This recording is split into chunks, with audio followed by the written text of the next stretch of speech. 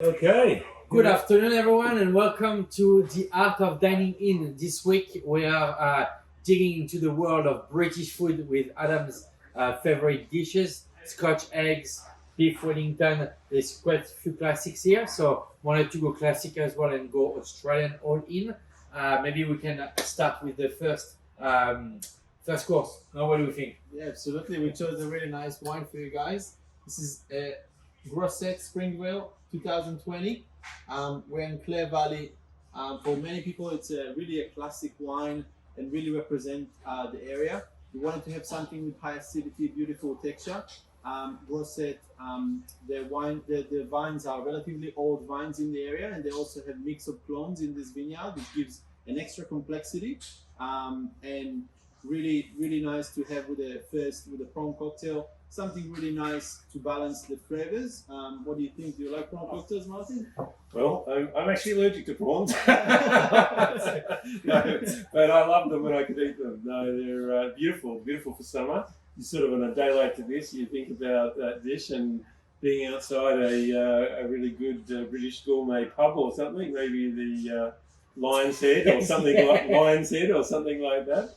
And wonderful to look at Adam's British menu. But yeah, the prawn cocktail. I mean, what better combination than Riesling and prawn, eh? I think they lied to me. I've always been told that the prawn cocktail was French. Anyway, and maybe it wasn't. we love Geoffrey Grosset for what he's done in Australia, for the work he's done with Riesling. He's a classic producer. He's well known all over the world for his beautiful work in the vineyard, in the winery. He also thinks that Riesling is one of the hardest grape variety to grow with because there is no makeup, no malolactic fermentation, no oak, not listering. It's pure, meaning that it showcases exactly what's happening in the vineyard, isn't it? Mm-hmm. Absolutely. I mean, it's a classic producer, and great to have it. Great to have it in the mix. Yeah. So for the next course, we have we're going to Chardonnay, our favorite grape variety, but also one of the most iconic grape variety in Australia, let alone in the world. We are in an amazing region called Macedon Ranges. We've been going back and forth for the last 2 years with the staff, and we understand the complexity of that region. Here we are in about 600 meters above sea level. Yeah. We are with Ben Rankin, Willimy Wines, 2019 Chardonnay. Martin, what do you think about this Chardonnay? well, I think it matches the man. He's a great guy, Ben. He's doing wonderful things up there, and these lovely old champagne clones that he has. I think you see that. See a lot of purity in the wine, which I suppose you'd expect from Macedon and also maybe from these older vines. So lovely purity, a lovely sort of little mineral acid finish there, which is really gives that real focus to the wine. But I love the purity. Yeah. Yeah, absolutely. It's not being masked by something external. It's really about the purity, like you said, Martin, and it's really beautiful because then when you pair it with nice food, you don't want to take the flavors away from the dish, which is really acting on that as well. This was being matched with the cheese. Yeah, so the rabbit. The Welsh rabbit. So that creaminess of the cheese sauce, and the beautiful texture of the Chardonnay, it's really nice combination, isn't it? And it's great. I had some last week and it was actually really good.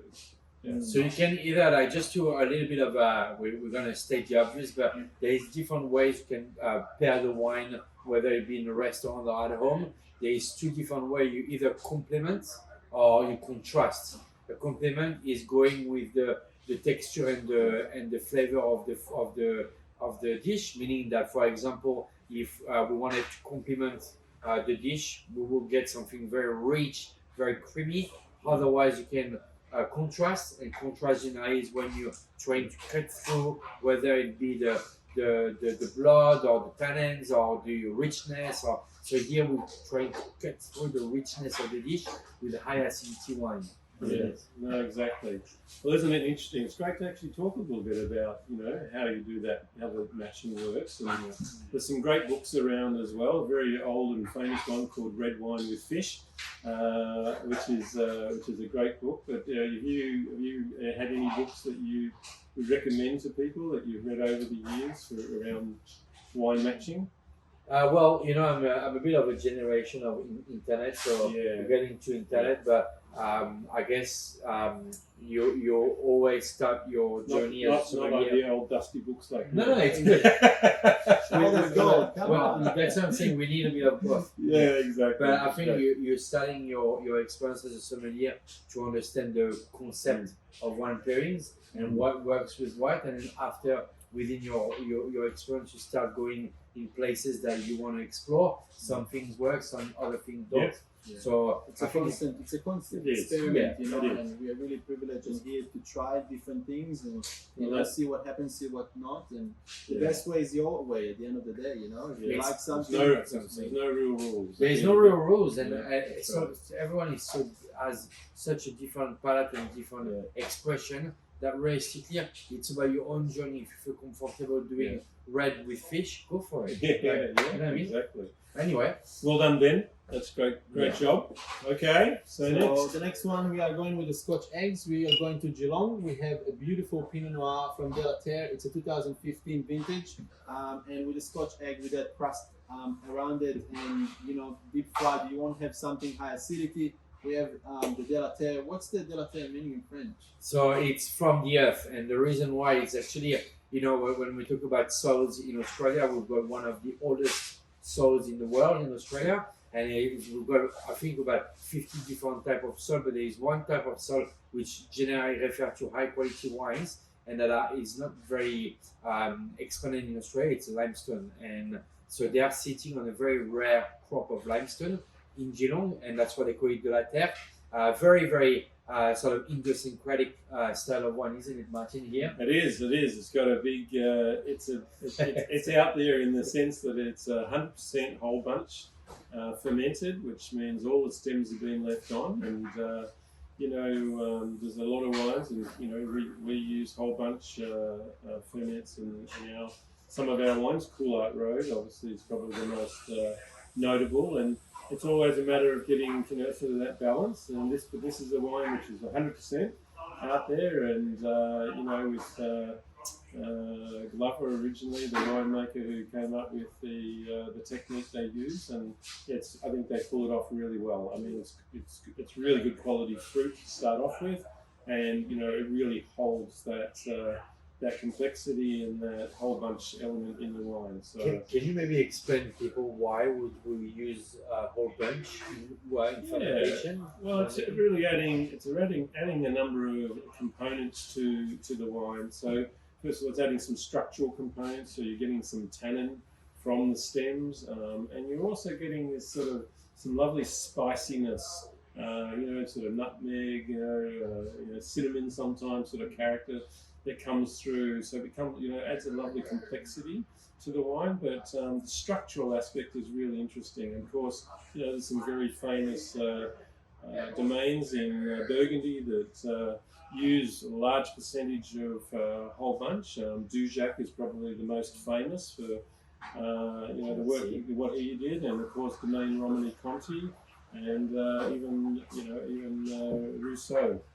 Yes. But it's a matter of having the right stems, having a sort of good lignification in the stems, so that it's the yellow brown rather than the bright green sort of stems. Those bright green stems tend to give you a bit more Greenness. yeah, and also too much of that puckering sort of character. Bitterness. So it's a real art, first of all, making sure you're getting really good ripeness and that lignification into the stems, and then of course some great winemaking. So yeah, it's an interesting wine. Yeah, always for me when I talk about whole bunch, because it's big discussion at the moment. For me, whole bunch really brings a savory element to the wine that in that particular occasion was with food, isn't it?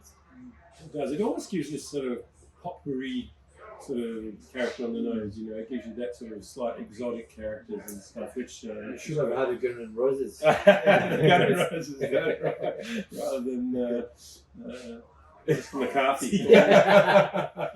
Anyway, so the last wine, which will sign also the last savory course, we are staying in Victoria, but we're going in Heathcote. Heathcote, which are very well known for their salt called the Red Cambrian soils, which are some of the oldest in the world as well. And in Heathcote, there is a style that has been made for centuries. It's Shiraz. Shiraz goes very well in Heathcote, and we are with one of the greatest ambassador of Heathcote Shiraz. It's Jasper Hill. The family has established the winery back in the days, and they've stayed true to their aim and their goal, which was to have a vineyard that was dry grown, so no irrigation and no pesticide, no fungicide. Everything is done with the love for wines and for the land. And I mean, we visited them last year, and I mean, they're spectacular people, isn't it? Yeah, Ron Morton's done a wonderful job, and it's an iconic wine of central Victoria and Heathcote, and they've done an amazing job over many years, and obviously have a cult following now. But it's lovely to see, you know, a really beautiful Victorian Shiraz, which has got, you know, it's got that sort of, it's more, I suppose, on the more elegant end of the spectrum. And in Heathcote, you're obviously getting a little bit more heat. You spent quite a bit of time And up there. it's really fine, and the texture on that is amazing. I mean, this is really exactly what you want with beef Wellington, are you? Yeah, oh yeah. I mean, the beef looks, a bit of structure, you know, and that mustard. something to stand up to it for sure. But I like the sort of, you get some of that white peppery sort of characters and things, so more of that sort of more elegant style of Shiraz, which you tend to see in Victoria. So yeah, great choice. Yeah, well, classic, as we say, it's part of the Langton's classification as well. Yeah. For the most part, all of these wines, and we obviously we when we talk about classicism in wine, I think the Langton classification is one of the most important classification in Australia, and you'll find Jasper Hill right there with his Georgia's paddock, which is the name of the cuvée, which bears the name of one of his daughters. Anyway, and to finish, we are going back to Clare Valley, but here it's beautiful because those two, they're actually together. They're actually together, they're living their life, they're very much in love with each other, and they're making some of the greatest Riesling in Australia. Here, this is Mount Horrocks. Yeah. Maybe you can talk a bit about the cordon cut. Yeah, What do you- absolutely. So Stephanie told the cordon cut is essentially when you have the vine, once the grapes are achieve certain ripeness, they basically what they do is that they cutting the cordon, which leaves the bunches to dry out, and then all the water evaporates, means that there is more flavors and more texture for you. That's how it makes that sweet style of Riesling to really cut through the sweetness of the trifle. How about trifle? When was the last time having a trifle? Well, we're definitely in the UK, aren't we, with a trifle? So it's what I like about the wine is, you know, in the cordon cut style, is that it hasn't got any botrytized sort of character in there. It's just a pure sort of concentration of sugars, and you know, with great acidity. Riesling obviously works very well, as does Sauvignon Blanc, of course. We'll tell you the reason why we talk about it. Yeah. but yeah, no, it's good, and we wouldn't look forward to a bit of trifle. So You just have to realize that, you know, when we talk about cordon cut, it's actually a very hard and hard work on the vineyard, because it's not something that can be mechanized. You have to actually go through one by one each vine at a time and cut the cordon, and that takes a lot of time, takes a lot of effort. And for those that don't know, the cordon is the cane. So you know, the cane that everything is growing from on the wire, and that's the cordon. And yeah, it is. It's very it's all hands on, and we did a bit of that with our sweet Alice, didn't we, in 2020? That was fun. Well, all right, great. Well, thank you very much for joining us today. Thank you for your support. Yeah. Please don't hesitate to give us feedback on your experience. You can send us an email anytime. Otherwise, you can continue to watch the program and go for another one pairing next time. So what are the other? There's two other matchings to that this week. Yes, so we also have a up and coming European. It's not necessarily talking about producer. It's basically either can be the region or the grape variety or things that were traditionally made, Yeah. but we haven't seen much in Australia. Yeah. So these are the what's happening next, you know. Yeah, And so and then the last one is the 10 minutes by Tractor, Yeah. showcasing only single vineyards. And every week we tend to change a bit the theme just to give you the chance to try different style Yeah. of wine. Yeah. And I'm very glad to be accompanied by Noah, which is also part of the sommelier team, and Martin, which is owner, winemaker at sommelier as well. I'm not sure about that. Okay. Lovely seeing you all, and enjoy your meal. Thank you very much. Yeah. See you.